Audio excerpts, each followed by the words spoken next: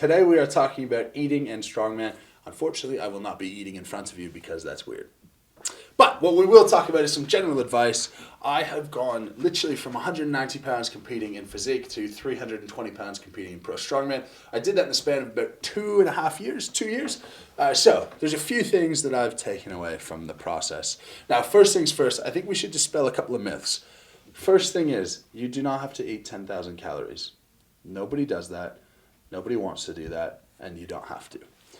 If you see Eddie doing it, or Thor doing it, or Brian doing it, it's mostly for the show. It's mostly for the video, mostly as a bit of a feat of eating, if you will. Now, Thor and Brian, probably a bit of an exception where they are so tall that to maintain their size, they do need to eat substantially more. But personally, I eat about 5,500 calories a day to 6,000 when I'm trying to gain weight, if that gives you a bit more of a reference. Now, this takes us to genetics, and with genetics, if you are 5'6" and 120 pounds and you struggle to put on weight, I'm sorry, you're probably not cut out to be a pro strongman. Most pro strongmen would exist without trying much larger than the average person. Now, this isn't to say that you can't be a great strongman in a weight class. It is to say you cannot eat your way into a different body. And trying to do that is only going to impede your performance. Your body can only usefully use so many calories until you're just eating for the sake of eating. Now, to get to the advice, the first things first, this prevails all. Energy in equals energy out. Okay? If that means you eat more than you expend, you will gain weight. If you eat less than you expend, you will lose weight. Those are the energetics, and they are not debatable. That's the simplest way that we can put it.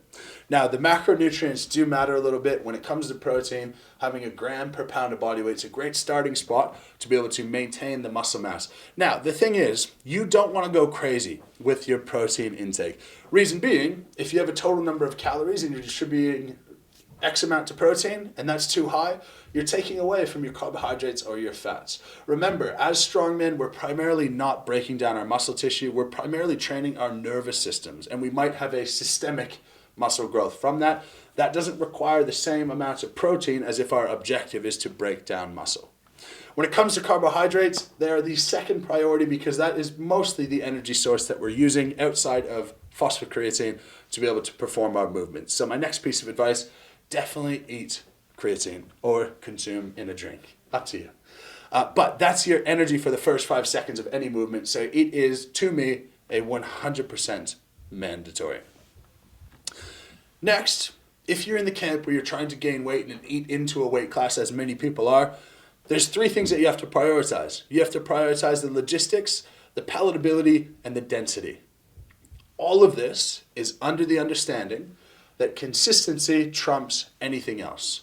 If there's a slightly less healthy shake in the morning that makes you much less time to make and you're pressed for time, that's going to be your best option. If you're thinking that lunch is going to be a challenge for you, having some type of quick liquid lunch, go for it.